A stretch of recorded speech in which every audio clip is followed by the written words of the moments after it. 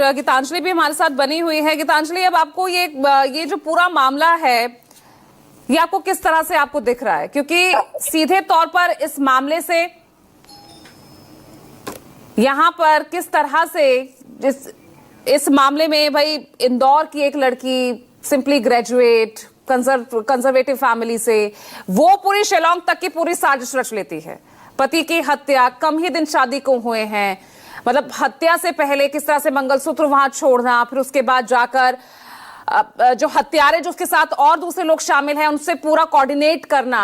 एक लड़की इस तरह से पूरी एक साजिश रच रही है। समाज के लिए ये कितना बड़ा लेसन है और आप क्या कहना चाहेंगे इसे देखकर? देखिए, इसमें मैं तीनों एंगल से बात करूंगी, as a marriage counsellor, as a psychologist and as a person who is there in the society as a socialist. तो इसमें यूजुअली जो मैं अगर इस समय की साइकी देखूं, हमारे पास पहले भी कई ऐसे केसेस आए जो बार बार जिनकी बात की जा रही है, ड्रम में डाल दिया। बहुत सारे ऐसे केसेस आए जिसमें लड़कियों ने अपने हस्बैंड को मारा, और मोस्टली सारे केसेस के अंदर जिनसे वो प्यार करती थी उनके साथ मिलकर ये साजिश की गई।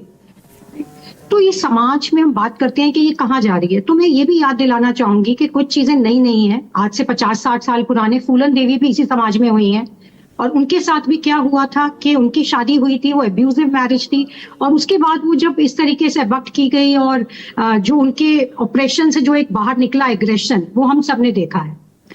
ऐसे ही अगर हम आजकल के टाइम की बात करें तो लड़कियों को हमने जब एक एजुकेशन दे दी, उन्हें एक जॉब करने की आजादी दे दी, एक बिजनेस करने की आजादी दे दी, तो हम माँ बाप ने, पेरेंट्स ने, समाज ने उनको विंग्स तो दे दिए, बट उनको फ्रीडम ऑफ चॉइस नहीं दी। स्पेशली ऐसे केसेस में जहां उसने अपना पार्टनर चुनना है, वहां पे जैसे मैंने पहले भी बात करी, इमोशनल ब्लैकमेल भी होता है, डायरेक्टली इनडायरेक्टली प्रेशर क्रिएट किया जाता है।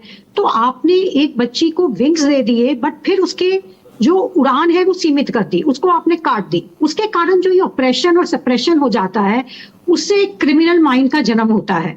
कई बार जेनेटिक भी होता है, अपब्रिंगिंग में जो चीजें देखी गई, आसपास घटनाएं हुई, जैसे लड़कियां मेरे पास आती हैं, यहाँ बात करती हैं कि हमने अपने आसपास देखा है दहेज में लड़कियों को जलते हुए, हमने एक टाइम में, पुराने टाइम में सती प्रथा भी देखी है।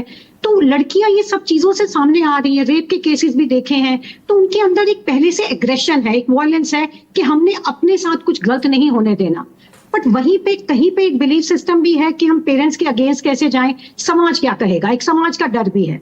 ऐसे में लड़कियां कई बार पेरेंट्स के दबाव में ऐसी चीज कर लेती हैं, और उसके बाद उनको एक एंटाइटलमेंटशिप होती है कि उनको लगता है कि ये तो हमारा हक है, हम अपने हिसाब से जीना चाहेंगे, तो अगर हमारे साथ गलत हुआ है हमें रिवोल्ट करना है। तब थर्ड स्टेज लेकिन यहाँ परिवार का भी डर है, समाज का भी डर है, लेकिन अंजाम की कोई फिक्र नहीं है। आप किसी की भी जान लेने को आप आमादा हो जाएंगे, सिर्फ अपने उन महत्वाकांक्षाओं को, अपने उन स्वार्थी लक्ष्य को पूरा करने के लिए। बिल्कुल, यहाँ पे मैं कहूंगी वो प्यार नहीं था, वो ऑब्सेशन था। आप चाहते हैं अपनी जिंदगी को एक तरीके से देखते हैं, उसको जीना चाहते हैं। यहाँ पे ऐसे क्रिमिनल माइंडसेट में ग्रैंडियोसिटी की भावना होती है। उसमें ये होता है, उन्हें लगता है कि वो सबसे स्मार्ट हैं, स्पेशल हैं, उनके पास एक एक्स्ट्रा पावर है, वो किसी चीज को भी अंजाम दे सकते हैं, लेकिन गेट अवे विद दैट, वो पकड़े नहीं जाएंगे। वो कॉन्सिक्वेंसेस से डरते भी नहीं है, और उन्हें लगता है कॉन्सिक्वेंसेस उनके कंट्रोल में है। कॉन्सिक्वेंसेस ऐसा कुछ नहीं कर पाएंगे कि वो पकड़े जाएंगे। और जब एक ऑब्सेशन होता है, जहां प्यार नहीं है, आप एक चीज पाना चाहते हैं, तो वो जुनून, वो पैशन उस पे चला जाता है कि जो अनकंट्रोलेबल हो जाता है, जिसमें आप सोसाइटी के नॉर्म्स, रूल्स, रेगुलेशंस सब पीछे छोड़ के सिर्फ एक जुनून जो है उसकी तरफ आप पूरा करने में आप लग जाते हैं। ठीक है मैम।